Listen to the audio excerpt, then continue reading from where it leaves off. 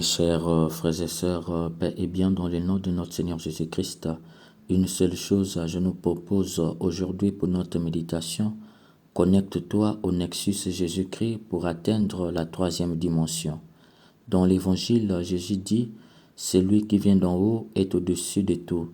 Celui qui est de la terre est terrestre, et il parle de façon terrestre. Celui qui vient du ciel rend témoignage de ce qu'il a vu et entendu. Et personne n'accepte son témoignage. Mais celui qui accepte son témoignage certifie par là que Dieu dit la vérité. En effet, celui que Dieu a envoyé dit les paroles de Dieu, car Dieu lui a donné l'Esprit sans compter. Celui qui croit au Fils a la vie éternelle. Celui qui refuse de croire en lui ne verra pas la vie, mais la colère de Dieu demeure en lui. Mes chers frères et sœurs, dans cet évangile que nous venons d'entendre, Jésus a employé 7 fois le mot « c'est lui ». Pourquoi? Pour comprendre ce pourquoi il a employé 7 fois le mot « c'est lui », il nous faut remonter au verset 30. Avant le verset 31 qui ouvre cet évangile, voici ce que dit le verset 30 qui vient avant. « Il faut qu'il grandisse et que moi je diminue ». Cette phrase est une déclaration de Jean-Baptiste. Elle décline l'identité de celui qui est plus grand que lui. Jean-Baptiste, en le disant, révèle qu'il est grand, car pour accepter que l'autre soit plus grand que soi, il faut beaucoup de grandeur de soi. C'est pourquoi il dit « et moi je diminue ». Cela veut dire que grand qu'il était, il doit diminuer pour que Jésus devienne grand. Il faut entendre par là que tous ceux qui l'ont reconnu grand par ses prédications et qui le suivaient doivent maintenant arrêter de l'écouter et de le suivre afin d'écouter et de suivre Jésus. Jésus à son tour va déclarer Jean-Baptiste grand. Parmi ceux qui sont nés d'une femme, il ne s'en est pas levé de plus grand que lui. Son abaissement devant le Christ n'a donc pas dévalorisé sa grandeur. Bien au contraire, il a consolidé sa grandeur. De ce fait, celui dont Jésus a employé 7 fois, c'est l'homme à l'image de Jean-Baptiste. Étonnant quand même, n'est-ce pas? Si Jean-Baptiste est un homme, peut-on dire que l'homme vient d'en haut? La réponse est vraie, puisque Jésus le confirme et c'est lui-même qui le dit. Celui qui vient d'en haut est au-dessus de tout. Ainsi donc, Jésus nous révèle qu'il y a une catégorie des hommes qui viennent d'en haut. Comment est-ce possible? Nous y reviendrons. Par opposition à cette catégorie, Jésus révèle qu'il y a une autre catégorie qui vient de la terre. Celui qui est de la terre est terrestre, dit Jésus. Il y a donc un dualisme selon Jésus de Saint Jean. Un homme qui vient d'en haut et un autre qui vient d'en bas. Un homme céleste et un homme terrestre. C'est ici que tout devient clair dans cet évangile, car la suite n'est qu'un argumentaire qui montre la différence entre l'homme qui vient d'en haut et l'homme qui vient d'en bas. Primo, Jésus dit, celui qui est de la terre est terrestre, et il parle de façon terrestre, ce qui veut dire que l'homme qui vient du ciel parle de façon céleste. Segundo, l'homme qui vient du ciel rend témoignage de ce qu'il a vu et entendu, tandis que l'homme qui vient de la terre n'accepte pas son témoignage. Mes chers frères et sœurs, par ces 2 arguments, Jésus nous révèle une réalité très forte. D'emblée, il a dit, celui qui est de la terre parle de façon terrestre, tandis que l'homme qui vient du ciel parle de façon céleste. Qu'est-ce qu'il y a à dire? En fait, Jésus révèle implicitement que l'homme est composé de 3 dimensions. Les dimensions physiques, sensibles et spirituelles. La première dimension, c'est la dimension physique. Cette dimension est commune à l'homme qui vient de la terre et celui qui vient du ciel, car cette dimension physique, c'est ce qu'on appelle le corps. L'homme du ciel et l'homme de la terre ont en commun le corps. Le corps, c'est la dimension de la relation. Il rappelle à l'homme du ciel et à l'homme de la terre qu'ils sont des êtres de relation. Cependant, l'homme de la terre oublie que la relation est d'abord verticale avant d'être horizontale. L'homme de la terre, son corps ne lui permet d'être en relation qu'avec ses semblables. Tandis que l'homme du ciel, avec son corps, il se met d'abord en relation avec Dieu, le vertical, ensuite avec les autres, l'horizontal. D'où l'homme du ciel parle de façon céleste, tandis que l'homme de la terre parle de façon terrestre. La deuxième dimension est la dimension sensible. Cette dimension est aussi commune à l'homme qui vient du ciel et à l'homme qui vient de la terre. car cette dimension est celle de la connaissance. L'homme du ciel et l'homme de la terre ont la capacité de connaître, mais l'homme de la terre limite cette capacité qu'en voulant connaître ce qui est terrestre, tandis que l'homme du ciel lie les deux. Aussi longtemps qu'il veut connaître les réalités de la terre, il cherche aussi à connaître les réalités d'en haut. La connaissance des réalités d'en haut vient parfaire en lui la connaissance des réalités d'en bas. Par ces deux dimensions physiques et sensibles, nous voyons par là que l'homme du ciel et l'homme de la terre sont tous les deux nés d'une femme, mais l'homme du ciel se démarque de l'homme de la terre à l'image de Jean-Baptiste parce qu'il priorise le vertical sur l'horizontal. Il ne naît pas l'homme du ciel, mais il devient l'homme du ciel. Voyons cela de près avec la troisième dimension qui est la dimension spirituelle. Cette dimension est neutre car elle est le régulateur des deux autres dimensions physiques et sensibles. Elle apprend à l'homme comment utiliser le pouvoir physique et sensible pour rester dans la téléologie ou la trajectoire qui ramène à Dieu. C'est la dimension la plus importante de l'homme, d'où elle est appelée en d'autres termes la dimension de l'esprit. C'est elle qui confirme que l'un est céleste et l'autre est terrestre. Pourquoi? Parce que l'homme qui arrive à cette dimension voit et entend des choses que l'homme terrestre ne voit et n'entend pas. C'est pourquoi Jésus dit, celui qui vient du ciel rend témoignage de ce qu'il a vu et entendu, et personne n'accepte son témoignage. Il faut entendre par là que l'homme céleste, c'est-à-dire celui qui atteint cette troisième dimension, seul lui a la capacité de rendre témoignage de ce qu'il voit et entend.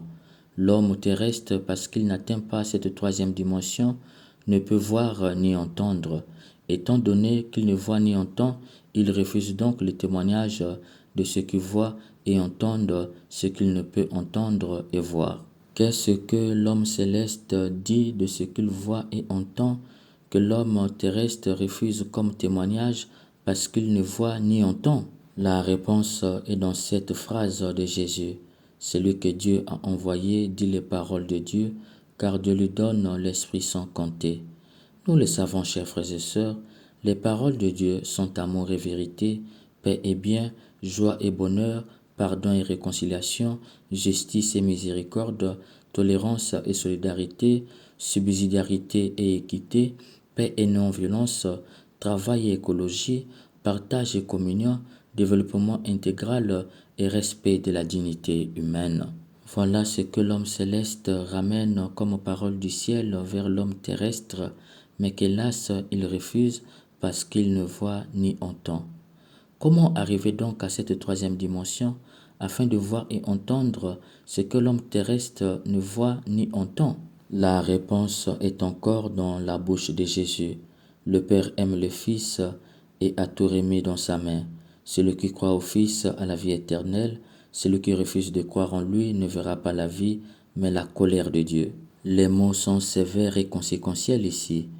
Croire en Jésus a pour récompense la vie éternelle.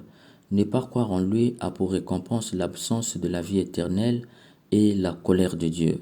Mes chers frères et sœurs, croire en Jésus, c'est ce que nous avions appelé se connecter au nexus Jésus-Christ pour atteindre la troisième dimension. Cette troisième dimension, c'est la dimension la plus importante de l'homme et qui fait de lui un homme céleste. C'est pourquoi elle est appelée la dimension spirituelle ou la dimension de l'esprit. Jésus nous révèle que pour atteindre cette troisième dimension, il faut le rencontrer, car il est le nexus. Il faut entendre par nexus qu'il est le lieu où les multiples éléments se rencontrent. En d'autres termes, il est la connexion par excellence ou encore le réseau qui le rencontre et du coup connecté aux réalités célestes. Il est dans le réseau. Qui ne le rencontre pas est hors connexion et le manque de réseau. C'est pourquoi celui qui est connecté ou encore celui qui est dans le réseau a la vie parce qu'il est connecté aux réalités célestes par le nexus Jésus-Christ, du moins par la connexion Jésus-Christ et par extension par le réseau Jésus-Christ. Mais celui qui n'est pas connecté n'a pas la vie. Il est terrestre parce qu'il n'est pas connecté au réseau céleste Jésus-Christ. Pour le rencontrer, Jésus nous a laissé sa parole, les sacrements, les pauvres et la prière. Il nous faut fréquenter quotidiennement ces endroits avec respect et dévotion, amour et compassion. C'est là que nous le rencontrions et c'est là que nous fait entrer dans son réseau céleste. En d'autres termes, qui fréquente de façon assidue ces endroits reste connecté au Nexus Jésus-Christ. Mes chers frères et sœurs, voilà nous est révélé le secret pour atteindre cette troisième dimension spirituelle où nous sommes connectés au Nexus Jésus-Christ pour être des hommes et des femmes célestes et non des hommes et des femmes terrestres. Mes chers frères et sœurs, ce que nous ignorons est que cette première dimension dite physique ne fait pas de nous de grands esprits. En fait, cette première dimension correspond au niveau des petits esprits. L'homme qui est stagné dans cette première dimension est un petit esprit, et cela se voit par son témoignage de vie. Il passe son temps à parler des gens, à dénigrer et surtout à vouloir démontrer que les autres sont mauvais, car il veut paraître seul bon. Les autres sont pour lui des menaces, c'est pourquoi vous voyez des gens entourés de gardes du corps bien armés. Or, celui qui vit par l'arme est habité par la peur. Car la peur symbolise l'absence de la connexion avec le Nexus Jésus-Christ. Les gens de ce niveau n'ont pas souvent de respect pour l'homme. C'est ici qu'on trouve les racistes, les tribalistes, les ethnocentristes. Ils oublient que celui qui a l'intention de frapper n'est autre que lui-même. Celui qui l'insulte et critique malsainement n'est autre que lui-même. Celui qui le gouverne n'est autre que lui-même. Celui qui l'enseigne n'est autre que lui-même. Celui qui le torture n'est autre que lui-même. Celui qui l'a rendu esclave n'est autre que lui-même. Celui qui le tue n'est autre que lui-même, car il a en partage avec lui la même dimension physique, le même corps. C'est pourquoi, cher bien-aimé, si tu végètes dans cette première dimension, sache que tu es terrestre, misérable, et tu n'auras pas la vie. Tu es loin de la connexion. Tu n'es pas dans les réseaux Jésus-Christ. Hélas, on y trouve dans cette première dimension tout le monde, docteur et ménagère, président de la République et citoyen lambda, pour ne citer que cela. La deuxième dimension, dite la dimension sensible, correspond au niveau des moyens esprits. Ceux qui sont dans cette deuxième dimension parlent souvent des événements. Il a eu tel événement ici, il a eu tel événement là-bas. C'est dans cette deuxième dimension qu'on trouve les gens qui planifient les événements sombres pour l'humanité. Par exemple, le génocide du Rwanda et de Darfour, les guerres fratricides, les guerres mondiales, les épidémies provoquées et voulues, les accidents de route, les crashs d'avions, meurtre de plusieurs innocents dans une famille, dans un quartier ou dans une ville. C'est également dans cette deuxième dimension qu'on trouve des gens tueurs en série, violeurs en série, dictateurs qui trouvent le plaisir à se faire parler d'eux comme des grands bandits et criminels de l'humanité. Ils ne savent pas que chaque fois qu'un être humain meurt, par meurtre, par banditisme ou par dictature, c'est l'humanité qui recule d'un siècle en arrière. Cher bien-aimé, si tu végètes encore dans cette deuxième dimension, sache que tu es au réseau céleste, tu n'es pas connecté au Nexus Jésus-Christ. N'oublie pas que Jésus t'a dit, tu ne verras pas la vie, mais la colère de Dieu. Peux-tu supporter la colère de Dieu? La troisième dimension, dite la dimension spirituelle ou la dimension de l'esprit, correspond au niveau des grands esprits. Les gens qui atteignent cette troisième dimension laissent au monde des souvenirs tellement bons que chaque génération parle d'eux en bien. C'est dans cette troisième dimension qu'on trouve des gens qui ont fait des grandes découvertes qui ont marqué l'humanité, des découvertes qui rapprochent l'homme de Dieu et non l'éloignent de Dieu. C'est également dans cette troisième dimension qu'on trouve des hommes et des femmes qui font descendre sur terre des phrases célestes, des petites phrases extrêmement profondes qui traversent les générations, puisque quiconque qui écoute cela, son âme est percutée par une force qui lui fait lever le visage vers le ciel. Leurs paroles sont constructives de paix, de vivre ensemble, de non-violence, de confiance en soi, en l'autre et en Dieu, de pardon, de justice, de solidarité, de subsidiarité, d'équité, de respect, de dignité, de développement intégral, de tolérance, de miséricorde, de réconciliation et de paix. Tout ce qu'ils font tire leur source dans la connexion avec le Nexus Jésus-Christ. Leur relation humaine tire son fondement dans leur relation avec le réseau Jésus-Christ. Leurs connaissances des choses terrestres sont éclairées par la connaissance qui vient de leur connexion avec le réseau Jésus-Christ, d'où leurs paroles sont sanctifiantes, performatrices, transformatrices. Au cœur d'un monde qui fait la promotion des médiocres, ils arrivent à se frayer un chemin et laissent un nom qui est malgré tout respecté et cité comme référence. Les hommes et les femmes de cette troisième dimension, lorsque tu les rencontres, ta vie change en bien. Tu apprends toujours quelque chose de sensé, de logique et de constructif. Ta foi, ton espérance et ta charité augmentent. Tu deviens ressuscité. Tu as envie de te rapprocher de Dieu, de prier et de te convertir. Je pense au petit Emmanuel qui pour moi reste un saint. Bien que malade, il savait qu'il allait mourir, mais chaque fois que tu partais pour lui donner la communion, c'est lui qui trouvait les mots pour apaiser ta souffrance. Carrément le contraire. En fait, les gens de cette troisième dimension savent unir leur souffrance à celle de Christ. Ils ne souffrent jamais sans espérance. Tu crois venir le soulager, c'est lui qui va te soulager, car tu le trouveras heureux. Voilà le niveau où notre foi doit arriver. Si tu dis que tu as la foi en Jésus ressuscité et que tu n'atteins pas cette troisième dimension, sache que tu es hors réseau. Or, un téléphone hors réseau est presque inutile. Toi aussi, tu es presque inutile. Que l'Esprit Saint nous transforme de l'intérieur pour que nous arrivions par la fréquentation quotidienne à la parole de Dieu, les sacrements, les pauvres et la prière à se connecter au Nexus Jésus-Christ afin d'atteindre cette troisième dimension qui fera de nous des hommes et des femmes célestes. Amen.